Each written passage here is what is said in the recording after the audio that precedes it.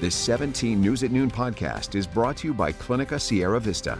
Welcome back to the 17 News at Noon podcast, where we share your news on your schedule. Good afternoon, and thank you for joining us for 17 News at Noon. I'm Moses Small, and today for Elena Rusk. We begin this afternoon with a ruling from the Supreme Court ending constitutional protections for abortion. The decision by its conservative majority to overturn Roe v. Wade after 50 years of federal protection, now handing that choice to states. When the decision was handed down, there was an eruption of emotion from both sides at the high court.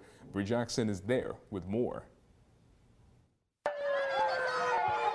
In a 6-3 decision, conservative justices sided with a Mississippi law that bans abortion after 15 weeks of pregnancy.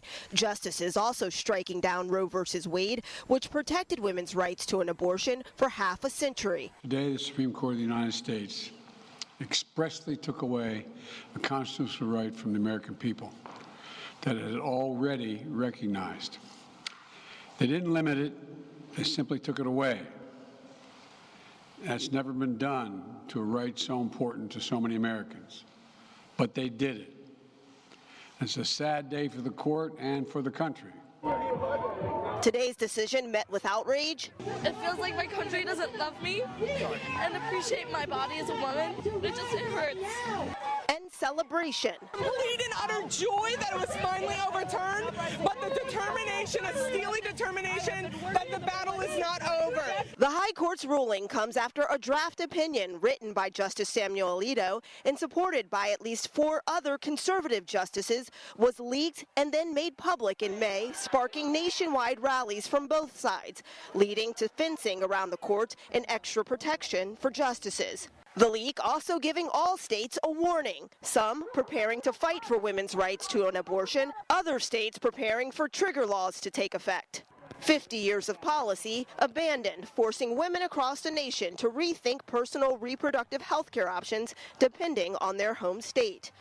We're hearing reaction from lawmakers on Capitol Hill. Republicans have praised the decision, saying that it protects the unborn, while Democrats have called today's decision something that will endanger the lives of women everywhere.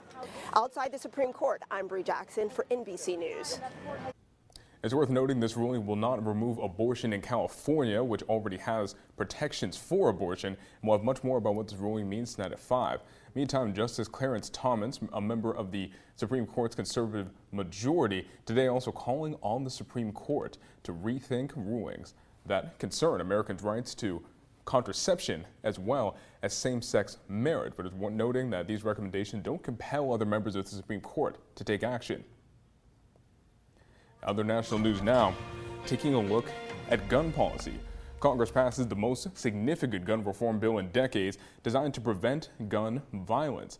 This comes after more than 270 mass shootings so far this year, ranging from an elementary school massacre in Uvalde, Texas, to a supermarket shooting in Buffalo, New York, and many more. The bill, hammered out by a small bipartisan group of senators, it doesn't go as far as many Democrats had hoped, not banning assault weapons or raising the age to buy them.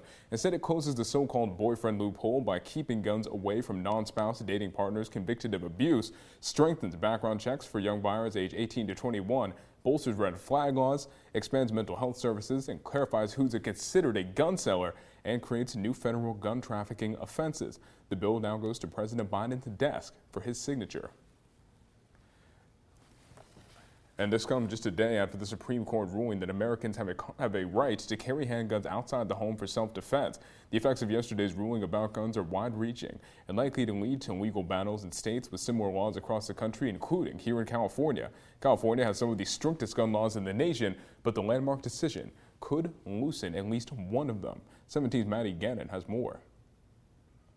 Thursday's Supreme Court ruling striking down New York's restrictive concealed carry law, leaving states around the country in gun regulation limbo. This throws those other regulations in states like California into question. California is one of 8 states requiring citizens who want to carry a concealed weapon in public to get a special permit and provide a compelling reason why he or she needs one. Associate Professor of Political Science and Pre-Law Program Director at CSUB, Dr. Janine Craybill, says the Supreme Court's ruling will likely lead to challenges to California's concealed permit law. You're probably going to have other pro-gun chapters affiliated with the National Rifle Association start to file suit or at least send letters to different state entities saying, listen, because of this Supreme Court ruling, you need to now relax your concealed weapon permit standards. The process of issuing permits is left to police chiefs and county sheriffs,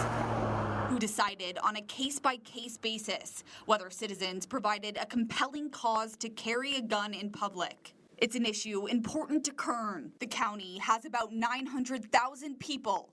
In 2020, the sheriff's office issued 4,558 concealed carry weapons permits and denied 219. By comparison, Los Angeles County has over 10 million people. Last year, LA's sheriff announced he had only issued 904 permits in total since taking office in 2018. You're going to see states coming up with different mechanisms to try to put as many restrictions in place still, regardless of this ruling. Dr. Craybill believes California will still try to enforce strict gun laws even if the concealed weapons permit standards are challenged. And we already started to see that play out on Thursday, with the state's Democratic Attorney General reaffirming his commitment to enforcing gun regulations in the state. And that's why we've been preparing for this moment, this Supreme Court decision, for months.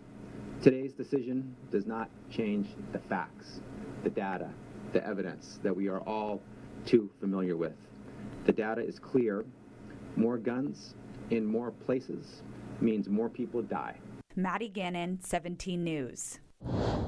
Local students, meantime, are preparing to host the first March for Our Lives rally tomorrow at CSU Bakersfield's campus. Organizers say they'll encourage congressional leaders to act on gun control and safety. They'll also challenge our locally elected officials to take measures such as implementing trauma-informed education practices and hiring more school counselors. The rally is scheduled for tomorrow at 10 a.m. Attendees are encouraged to bring their own signs, lawn chairs, sunscreen, and water. Hello, this is Tim Callahan with Clinica Sierra Vista, and we're excited to unveil the Community Health Center of the Future, our comprehensive care center. It's located right across the street from Memorial Hospital. We have every service under one roof, from family medicine, OBGYN care, dental services for adults and children, behavioral health, and much more. So find your way to better care at Clinica Sierra Vista this year at our comprehensive care center. Visit our website, clinicasierravista.org, for the latest on this project. We'll see you soon.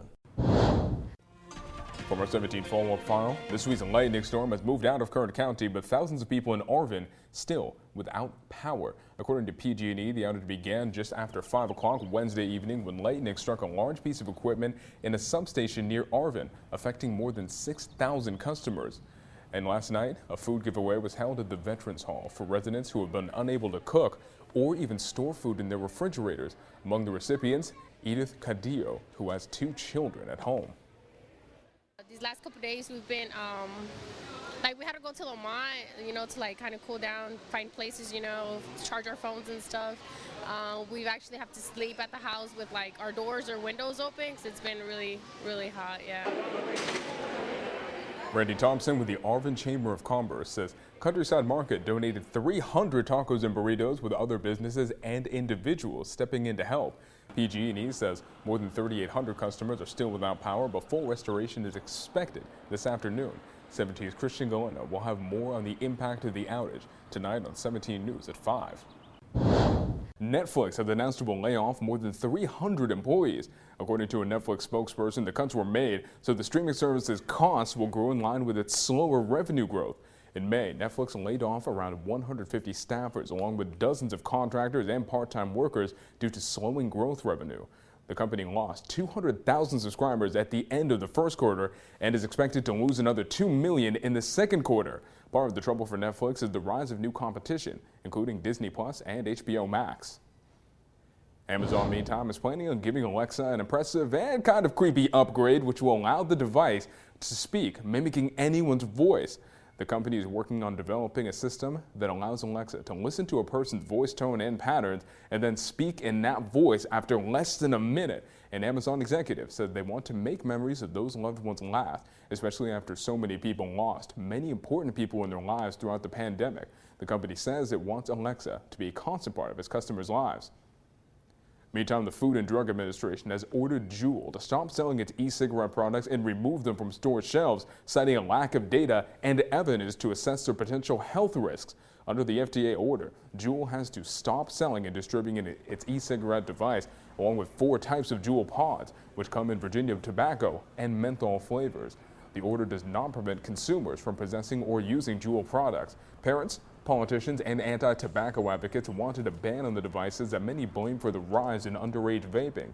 Meantime, e-cigarette supporters say they can help smokers cut back on regular cigarettes. And the price for a gallon of gas keeps trickling down amid efforts by national and state lawmakers to ease pain at the pump. AAA said the national average for a gallon of regular unleaded gas today is $4.93. California's average much higher at $6.35, and Kern County not much better, averaging $6.34. Our website, kget.com, tracks the lowest prices in the Bakersfield area thanks to GasBuddy.com. Today, that lowest price, $5.65. You can find it on Valero and South Union Avenue in South Bakersfield. But those prices change often, so check them out on our website, kget.com, and click the traffic section to find them. The 17 News at Noon podcast is a production of KGET and Nexstar Media Group. For more on all of the headlines in today's show, head to kget.com.